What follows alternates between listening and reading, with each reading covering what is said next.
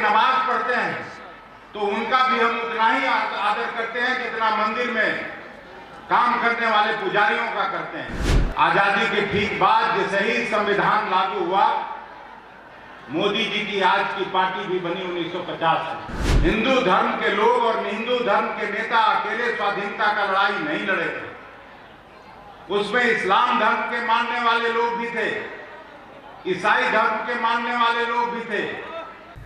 नमस्कार, मेरा नाम सदन जी है और आप देख रहे हैं न्यूज़ 24 और हम इस वक्त कांग्रेस के प्रदेश कार्यालय सदाकत आश्रम में मौजूद हैं। जब से कांग्रेस के प्रदेश अध्यक्ष अखिलेश सिंह बने हैं तब से कांग्रेस पार्टी में 3-4 मंथ पे कोई ना कोई मिलन समारोह या भव्य कार्यक्रम का आयोजन किया जाता है। इस बीच कांग्रेस के प्रदेश अध्यक्ष अखिलेश प्रसाद सिंह और वर्तमान राज्यसभा सदस्य हैं, वो क्या कुछ कह रहे हैं, पहले आइए उनको सुनते हैं। कांग्रेस पार्टी क्या करती है जो और पार्टी नहीं करती है। कांग्रेस पार्टी का इतिहास क्या है? जब ब्रिटिश हुकूमत से त्राण दिलाने के लिए ये पार्टी बनी थी और डॉक्टर भीमराव अंबेडकर साहब के नेतृत्व में हमारा संविधान लिखा गया था, उस संविधान का क्या मतलब कि भारत एक सेकुलर राज्य होगा, भारत सभी धर्मों का सम्मान और बराबरी की दृष्टि से सभी धर्म के लोगों को देखेगा। ये न केवल हमारे संविधान का मूल मंत्र है बल्कि कांग्रेस का भी जीने का रास्ता, कांग्रेस को भी चलने का रास्ता, कांग्रेस को चलाने का रास्ता भी इसके मूल में यही है। और जब देश की स्वतंत्रता की लड़ाई लड़ी जा रही थी और आजादी के बाद नेहरू जी के नेतृत्व में जो सरकार बनी, उसमें गांधी जी ने जो मूल मंत्र नेहरू जी को देने का काम किया था कि समाज में अंतिम सीढ़ी पर बैठे हुए व्यक्ति को ध्यान में रख के इस देश में और इस सरकार का कानून बनना चाहिए और नीचे बैठे हुए व्यक्तियों का जीवन स्तर उठाने का काम होना चाहिए। यही कांग्रेस की सरकारों का मूल उद्देश्य होना चाहिए। लेकिन आजादी के ठीक बाद जैसे ही संविधान लागू हुआ, मोदी जी की आज की पार्टी भी बनी 1950 में। उसके पहले आरएसएस काम करता था। मैं ये नहीं कह रहा हूं कि वैसे विचार के लोग नहीं थे इस देश में, लेकिन ये पार्टी आजादी के बाद 1950 में बनी, जिस समय हमारा संविधान लागू हुआ।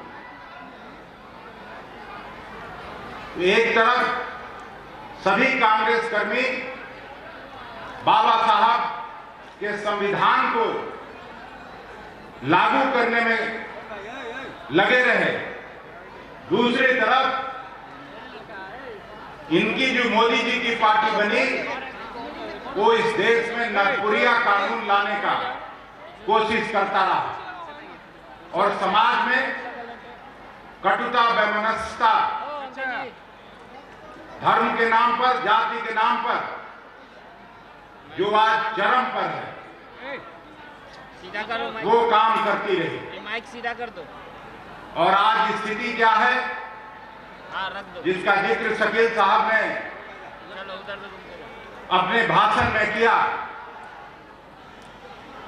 कि केवल हिंदू धर्म के लोग और हिंदू धर्म के नेता अकेले स्वाधीनता का लड़ाई नहीं लड़े थे, उसमें इस्लाम धर्म के मानने वाले लोग भी थे, ईसाई धर्म के मानने वाले लोग भी थे,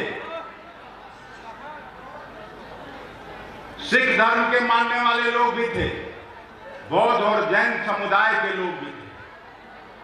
सभी धर्म के लोगों ने मिलकर स्वतंत्रता आंदोलन की लड़ाई लड़ी, लेकिन आज एक ऐसा वर्ग, एक ऐसा तबका भारतीय जनता पार्टी के नेतृत्व में है जो देश के संविधान को, देश के गंगा जमुनी संस्कृति को लगातार तार करने की कोशिश में लगा रहता है। अभी इस महीने के बाद अयोध्या में राम मंदिर का उद्घाटन होने वाला है। राम मंदिर का उद्घाटन हो, इसमें देश में किसी को परेशानी नहीं है, लेकिन कांग्रेस पार्टी को और हम लोगों को अगर मंदिर के नाम पर या मस्जिद के नाम पर किसी धर्म संप्रदाय को चिढ़ाने की कोशिश होती है, तो ये कांग्रेस कर्मी कभी इसको एक्सेप्ट नहीं करने वाले हैं। आप मंदिर में पूजा करिए, हम भी करते हैं। सनातन धर्म में विश्वास आप भी करते हैं, हम भी करते हैं, लेकिन जो इस देश के लोग इस्लाम में विश्वास करते हैं, उन मस्जिद में जाके नमाज पढ़ते हैं, तो उनका भी हम उतना ही आदर करते हैं जितना मंदिर में काम करने वाले पुजारियों का करते हैं। चर्च में जो घंटा बजता है, वहां काम करने वाले, वहां पूजा और इबादत करने वालों का, उनका भी हम आदर उतना ही करते हैं जितना मंदिर में पूजा करने वालों की है। गुरुद्वारे में भी जो लोग जाते हैं, उनका भी इस देश में उतना ही अधिकार है जितना हमको और आपको है। तो यही फर्क कांग्रेस और दूसरे पार्टियों में है।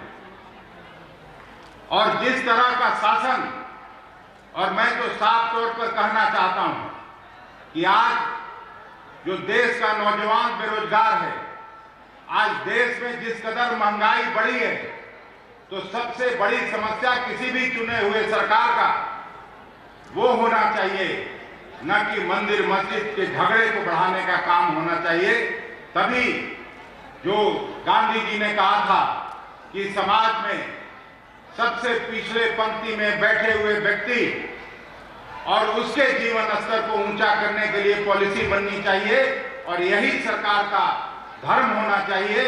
वो अगर जब तक नहीं करेंगे, तब तक कांग्रेस पार्टी के हमारे पुरखों ने जो आहुति देकर इस देश को स्वतंत्रता दिलाई थी, उस सपना को हम कभी पूरा नहीं कर सकते। इसलिए रवि जी, मैं एक बात आपको जरूर इस मंच से कहना चाहता हूं।